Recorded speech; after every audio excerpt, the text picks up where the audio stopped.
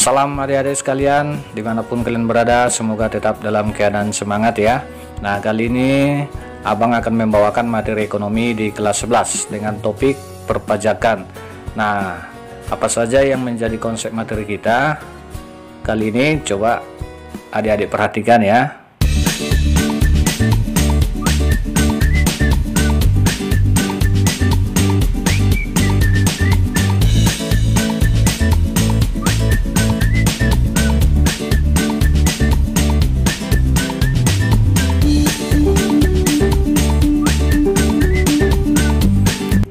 Baik adik-adik sekalian, secara lengkapnya saya akan menjelaskan pembelajaran ini ya. Nah, yang pertama kita lihat dulu apa sih pajak itu ya. Nah, jadi anak-anakku sekalian, kalian sudah mempelajari mengenai APBN ya di materi sebelumnya.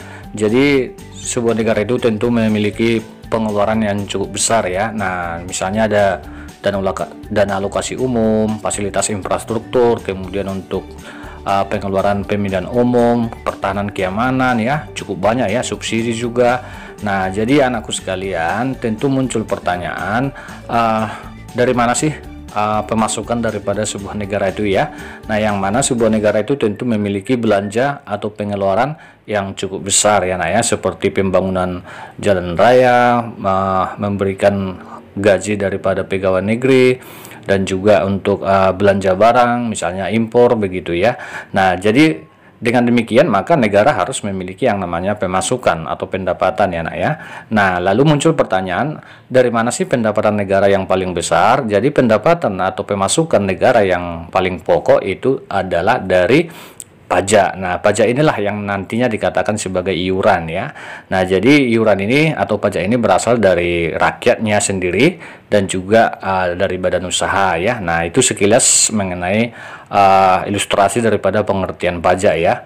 Nah, kemudian dari situ dapat kita simpulkan bahwa ciri-ciri pajak itu, yang pertama anakku sekalian, iuran wajib pada negara ya. Nah, kemudian yang kedua itu bersifat memaksa. Kenapa? Karena itu nanti berdasarkan undang-undang.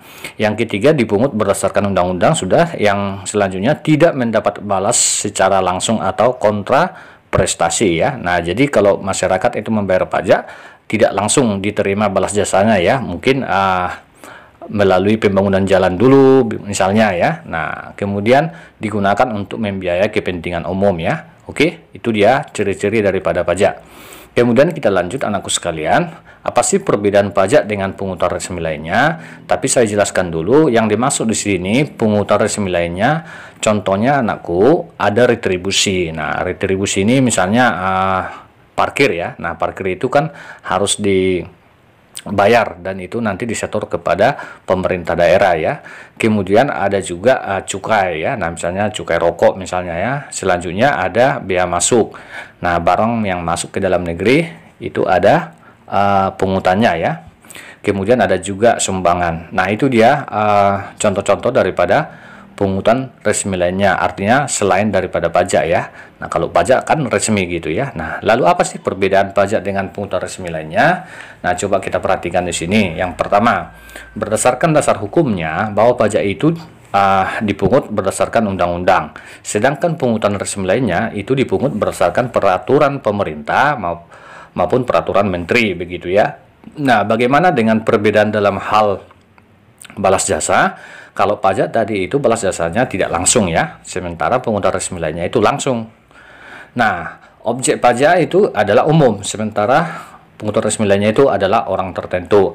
Nah, bagaimana dengan sifat, perbedaan dalam sifat? Nah, tentu karena menurut undang-undang maka pajak itu sifatnya memaksa. Nah, kalau pungutan resmi lainnya itu sesuai dengan peraturan pemerintah. Sanksinya juga sesuai dengan undang-undang dan pungutan resmi itu sesuai dengan peraturan pemerintah ya. Kemudian jatuh tempo. Kalau pajak itu sesuai dengan tahun pajak, sementara pungutan resmi itu adalah sesuai pemakaian begitu. Nah, inilah perbedaan antara pajak dengan pungutan resmi lainnya ya. Nah, berikutnya kita masuk fungsi pajak ya. Apa sih fungsi pajak itu? Nah, jadi fungsi pajak itu yang pertama disebut dengan fungsi budgeter ya. Nah, jadi kalau fungsi budgeter ini artinya inilah nanti bahwa pajak itu berfungsi sebagai sumber utama untuk kas negara kita begitu ya. Nah, kemudian fungsi yang kedua namanya fungsi regulasi atau sering disebut dengan stabilisasi ya. Nah, jadi fungsi regulasi ini artinya adalah bahwa pajak itu berfungsi sebagai pengatur kegiatan ekonomi, yang mana itu adalah kegiatan produksi, distribusi, dan juga konsumsi begitu. Nah, fungsi yang ketiga namanya fungsi distribusi, yaitu fungsi di mana pajak itu berfungsi sebagai pemerataan pembangunan ya nak ya. Nah, kemudian fungsi alokasi. Nah, fungsi alokasi artinya sebagai sumber pembiayaan pembangunan ya. Nah, begitu. Oke, kita lanjut. Sekarang kita bahas mengenai apa sih manfaat pajak ya. Nah, tentu anak-anak kami udah paham lah ya, bahwa manfaat pajak itu yang pertama untuk belanja negara ya. Nah, kemudian untuk pembangunan sarana umum seperti jembatan, jalan raya, sekolah, rumah sakit, terminal, bandara, irigasi, pertanian, pasar, dan masih banyak lagi ya. Yang ketiga adalah sumber pembiayaan alat keamanan negara, memberi subsidi juga, misalnya subsidi pupuk bagi petani, bahan bakar, subsidi listrik ya. Nah, kemudian yang kelima membayar utang negara juga, menyediakan fasilitas bantuan beras, kesehatan, pendidikan ya. Nah, juga menciptakan lapangan kerja. Nah, itu dia manfaat daripada pajak. Kemudian kita masuk unsur-unsur pajak ya. Apa sih unsur pajak itu? Unsur yang pertama namanya adalah subjek pajak. Jadi yang dimaksud dengan subjek pajak itu adalah bisa orang, bisa juga badan usaha begitu ya. Yang mana badan usaha orang ini berarti ada pajak penghasilan. Nanti misalnya badan usaha misalnya ada, kita kenal dengan firma ya, perusahaan perseorangan, ada CV, ada PT juga ya. Nah, kemudian yang unsur yang kedua namanya objek pajak ya. Nah, yang dijadikan sebagai objek pajak ada nanti penghasilan ya, ada penghasilan seseorang misalnya laba perusahaan. Nah, bumi maksudnya tanah, bangunan ya, bangunan juga ya, itu kena pajak. Kemudian objek lainnya. Nah, itu unsur-unsur pajak. Kemudian kita masuk prinsip pajak ya. Nah, coba kita bahas prinsip pajak menurut Adam Smith. Nah, yang pertama ada Ajas equality, yang artinya anak sekalian bahwa pajak itu pentingnya keseimbangan kemampuan masing-masing subjek pajak ya. Nah, kemudian Ajas certainty, yaitu pentingnya kepastian pemungutan pajak, misalnya kepastian hukum ya. Nah, kemudian yang ketiga ada Ajas convenience of payment. Nah, itu pentingnya waktu yang tepat untuk memenuhi kewajiban pajak. Yang keempat Ajas economic, atau pentingnya prinsip ekonomi dalam pemungutan pajak. Nah, itu dia menurut Adam Smith prinsip pajak. Berikutnya kita bahas jenis-jenis pajak. Nah, yang pertama berdasarkan sifatnya ada dua. Yang pertama ada pajak langsung. Jadi kalau dikatakan pajak langsung berarti itu langsung dipikul oleh sendiri wajib pajak tanpa atau tidak boleh dilimpahkan kepada orang lain. Nah, misalnya contoh pajak penghasilan ya. Pajak penghasilan itu kan tidak bisa dilimpahkan kepada orang lain, harus ditanggung sendiri. Kemudian pajak bumi bangunan juga ya. Nah, pajak kendaraan bermotor. Nah, itu contoh-contoh daripada pajak langsung. Jadi pajak langsung itu pada intinya adalah langsung dipikul oleh si wajib pajak. Nah, kebalikannya yang kedua yaitu pajak tidak langsung. Ini bisa dilimpahkan atau dibayar oleh pihak lain. Nah, contohnya pajak penjualan ya. Nah, pajak pertambahan nilai atau PPN dan juga biaya impor begitu. Nah, itu berdasarkan sifatnya. Lalu jenis pajak berdasarkan sasarannya atau objeknya ada dua, ada pajak subjektif, ada pajak objektif. Nah, contoh pajak subjektif ini misalnya pajak penghasilan atau kekayaan. Kenapa? Karena pajak yang pemungutannya itu berdasarkan subjeknya atau orangnya begitu ya. Nah, sementara berdasarkan objek itu contohnya ada pajak bumi bangunan, pertambahan nilai, pajak penjualan barang mewah begitu ya. Nah, kenapa? Karena pemungutannya itu berdasarkan objeknya begitu ya, tanpa memperhatikan keadaan diri si wajib pajak. Nah, kemudian kita lanjut sistem pemungutan pajak ya. Nah, jadi sistem pemungutan pajak itu dikenal dengan tiga ya. Yang pertama ada official assessment. Official assessment ini pernah dilakukan di Indonesia itu tahun 1967. Nah, yang mana wewenang pemungutan pajak itu ditentukan oleh pemungut pajak ya. Nah, jadi besaran pajak itu ditentukan oleh si petugas pemungut pajak. Yang kedua ada semi official assessment system dan juga withholding system, yang artinya nanti penetapan daripada atau pemungutan pajak itu ditetapkan oleh si pemungut pajak bersama-sama dengan si wajib pajak ya. Nah, ini pernah juga dilaksanakan tahun 1968 sampai 1983. Kemudian yang ketiga, full self assessment system ya. Nah, jadi ini dilaksanakan mulai tahun 1983. Dengan sistem ini wajib pajak bisa menghitung dan melaporkan sendiri pajaknya ya. Nah, begitu sistem pemungutan pajak ya. Diingat ada 3. Sekarang kita lihat cara pemungutan pajak ya. Nah, jadi cara pemungutan pajak itu berdasarkan stelsel ada 3. Nah, yang pertama stelsel nyata, artinya bahwa pemungutan pajak baru dapat dilaksanakan itu di akhir tahun setelah mengetahui penghasilan sesungguhnya yang diperoleh ya. Nah, kenapa? Karena seseorang itu kan penghasilannya pastilah diketahui setelah nanti dijumlahkan di akhir tahun misalnya ya. Nah, bagaimana dengan di awal tahun? Nah, di awal tahun namanya itu adalah sistem stelsel anggapan. Nah, yang mana nanti pemungutan pajak itu melaksanakan sistem anggapan, dianggap ya, diperkirakan pendapatan seseorang itu berapa begitu. Kemudian stelsel campuran. Campuran berarti dicampur antara nyata dengan anggapan. Nah, yang mana nanti di sini lakukan perhitungan anggapan, tetapi nanti di akhir tahun setelah nanti ada angka yang didapatkan yang sebenarnya, maka nanti kekurangannya bisa ditanggulangi kemudian ya, atau dikembalikan kira-kira begitu. Kemudian kita masuk tarif pajak ya. Nah, jadi tarif pajak itu ada 5 ya nak ya. Ada tarif proporsional, progresif, degresif, regresif, dan juga tetap ya. Nah misalkan penghasilan kena pajak. Nah, di sini saya kasih ilustrasi saja ya supaya anak kalian paham apa sih tarif pajak proporsional, progresif itu kan gitu ya. Nah, coba Anda perhatikan di sini ada pajak proporsional ya. Nah, jadi kalau proporsional itu berarti, sebentar ya. Oke, kita lanjut. Jadi kalau pajak proporsional itu, nah coba Anda perhatikan ini, bahwa persentase daripada pajak yang dikenakan itu sama, walaupun nanti pendapatan itu semakin meningkat, tetapi persentasenya sama ya. Tapi hati-hati ya persentasenya. Nah, jadi kalau angkanya nanti nominalnya itu berbeda ya, semakin tinggi nanti penghasilan seseorang, tentu semakin tinggi juga nominal pajaknya ya. Nah, jadi kesimpulannya adalah pajak proporsional itu adalah persentasenya tetap. Nah, yang kedua, pajak progresif. Nah, pajak progresif dapat anak-anak perhatikan di sini bahwa persentase pajak semakin meningkat. Artinya semakin meningkat dengan mengikuti yang namanya pendapatan ya. Semakin meningkat pendapatan, maka persentase juga semakin meningkat. Nah, itu kesimpulannya. Jadi progresif itu berarti persentase pajak yang semakin meningkat.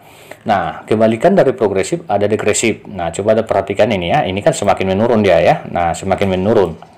Sementara penghasilan itu semakin menaik kan gitu ya. Nah, ada kalanya pemerintah menerapkan itu. Nah, kemudian regresif hampir mirip dengan degresif, hanya saja perbedaannya nanti kalau regresif ini penurunannya itu sedikit ya. Nah, oke, ini dari kesimpulannya ya. Nah, persentase menurun sedikit. Nah, sementara tarif tetap itu langsung nominalnya yang ditetapkan ya. Nah, berapapun penghasilan seseorang, nominal pajaknya sudah ditetapkan di awal begitu. Nah, ini dia jenis tarif, ada proporsional, progresif, degresif, regresif, dan juga tetap ya. Sekarang kita lanjut. Dasar-dasar hukum perpajakan di Indonesia ini dapat anak-anak kami baca supaya nanti pengetahuan mengenai tentang pajak itu kalian betul-betul memahami ya. Nah, misalnya Undang-Undang Nomor 28 Tahun 2007 itu tentang ketentuan umum dan tata cara perpajakan ya. Jadi kalau anak-anak kami nanti mau mempelajari tata cara perpajakan, itu silakan dibuka undang-undang ini ya. Nah, kemudian Undang-Undang Nomor 36 Tahun 2008 itu tentang pajak penghasilan ya. Nah, PPH. Nah, ya. Kemudian Nomor 42 Tahun 2009 itu tentang PPN ya, pajak pertambahan nilai. Nah, bagaimana cara menghitungnya nanti? Nah, saya kasih contoh nanti ya. Kemudian Undang-Undang Nomor 28 Tahun 2009 itu tentang pajak daerah ya. Nah, jadi pajak daerah dan retribusi daerah ya. Nah, contoh pajak daerah itu misalnya pajak kendaraan bermotor, itu kan daerah yang pungut begitu ya. Nah, kemudian ada Undang-Undang Nomor 13 Tahun 1985 tentang bea materai dan Peraturan Pemerintah Nomor 24 2000 itu tentang perubahan tarif bea materai ya, dari 3.000 misalnya menjadi 6.000 ya. Oke. Kemudian kita lanjut. alur perpajakan di Indonesia. Bagaimana sih alur perpajakan di Indonesia itu? Nah, coba kita perhatikan. Yang pertama, anakku sekalian, nantinya si wajib pajak itu mendaftar ya. Mendaftar itu bisa langsung mendaftarkan diri ke kantor perpajakan ya. Nah, di kota masing-masing.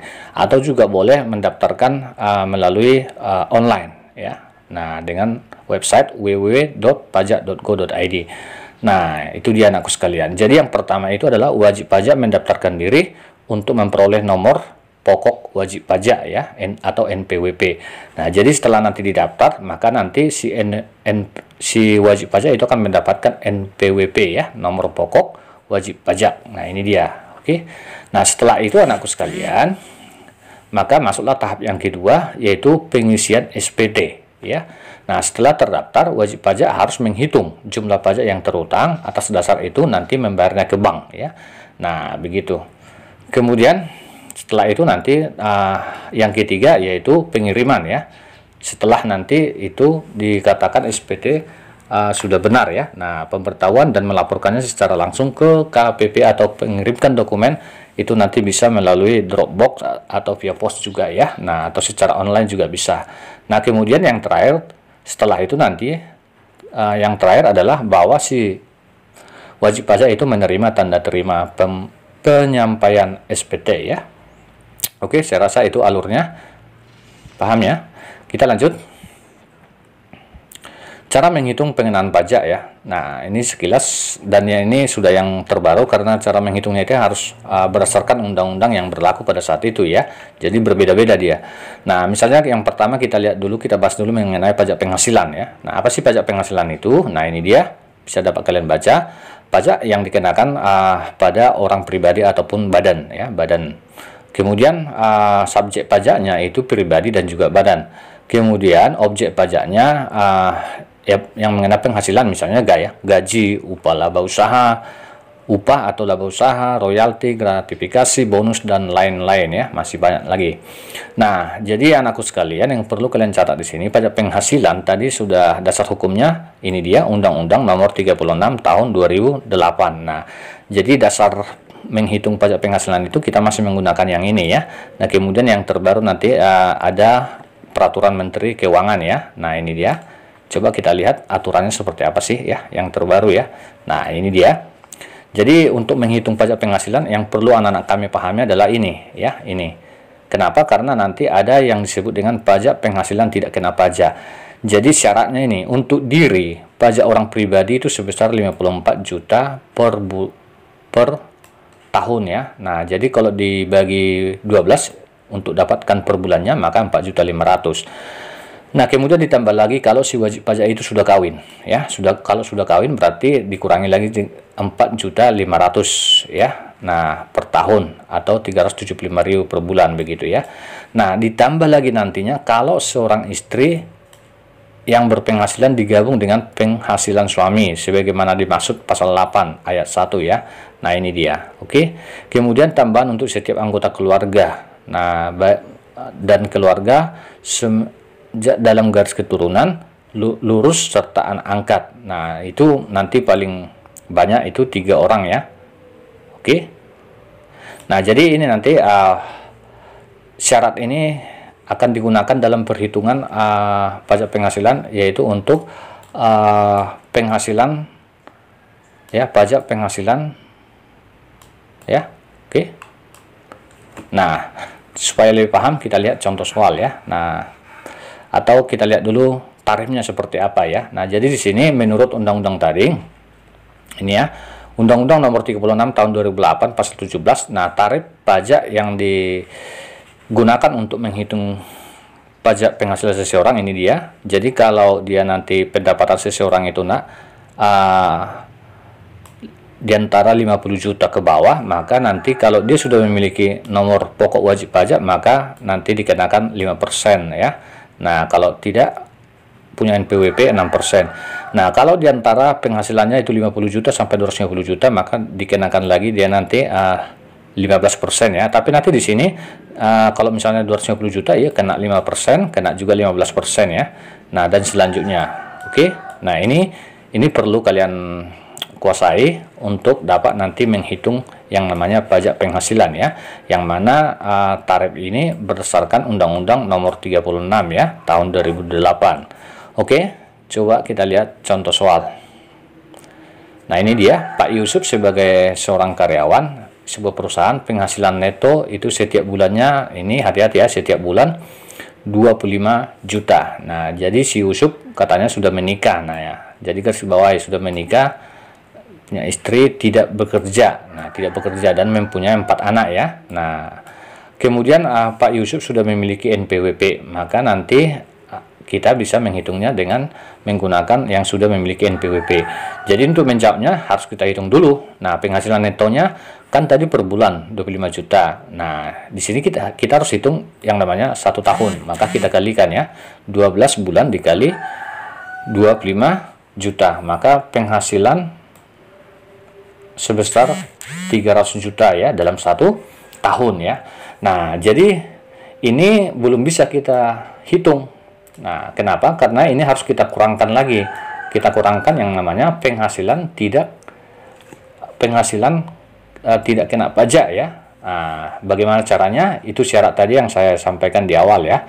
Nah, jadi kalau wajib pajak itu nanti dikurangi 54 juta, istri juga dikurangi 4.500.000, anaknya 3 kali 4.500.000 ya.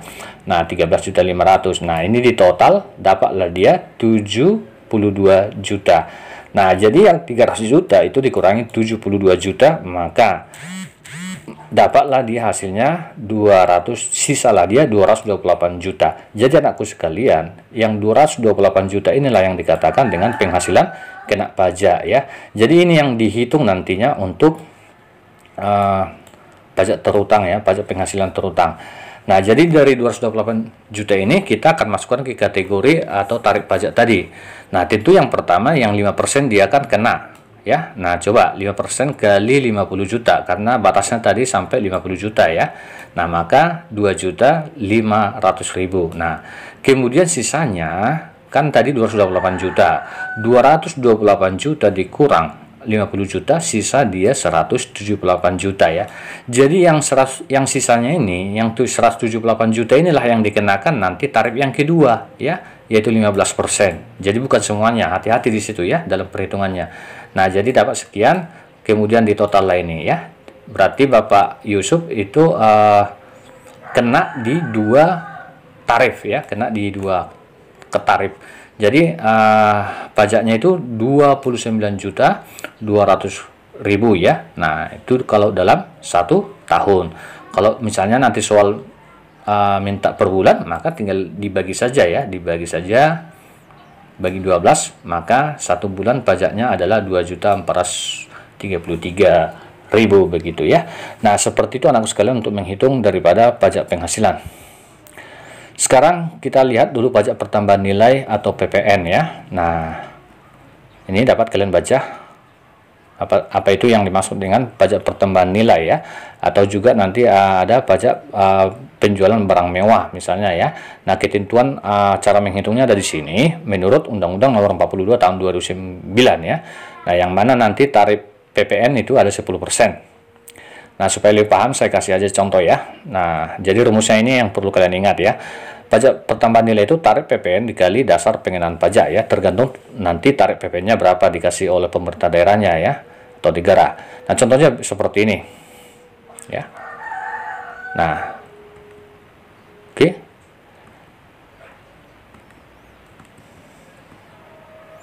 Nah, ini kita lihat contohnya ya. Jadi pajak pertambahan nilainya dikenakan dia 10%. Nah, jadi tinggal kalikan saja ya, maka nanti pajak PPN-nya ini dia ya. Nah, oke. Kemudian yang kedua nanti misalnya kalau menghitung pajak penjualan barang mewah ya. Jadi barang mewah itu punya pajak. Nah, katakan dengan tarif 20%. Nah, jadi yang 10% dia kena pajak penjualan pajak pertambahan nilai dan juga pajak penjualan barang mewah ya. Oke, itu dia. Kemudian kita masuk pajak bumi dan bangunan ya, atau PBB. Nah, di sini subjeknya itu adalah mempunyai hak atas tanah ya, atau bumi gitu ya. Kemudian memperoleh manfaat atas bumi itu sendiri, kemudian memiliki bangunan, bisa di atasnya, menguasai bangunan, dan juga memperoleh manfaat atas bangunan itu sendiri. Nah, kita lihat contohnya ya. Nah, di sini nanti menggunakan Undang-Undang Nomor 28 Tahun 2009 ya. Nah, oke. Kita lihat. Tapi yang perlu kalian catat di sini ini. Nilai jual objek pajak tidak kena pajak itu sebesar 10 juta menurut undang-undang ini ya. Nah, oke. Kemudian nanti tarif yang dikenakan itu 0,3% ya. Nah, kalau yang lama kan ada rumusnya 20% dikali 0,5% ya, baru dikali nilai jual objek pajak gitu ya. Nah, oke, kita lihat dulu yang terbaru. Ini dia nanti rumusnya tarif dikali NJOP setelah nanti dikurangi nilai jual objek pajak tidak kena pajak begitu ya. Oke. Contohnya seperti ini.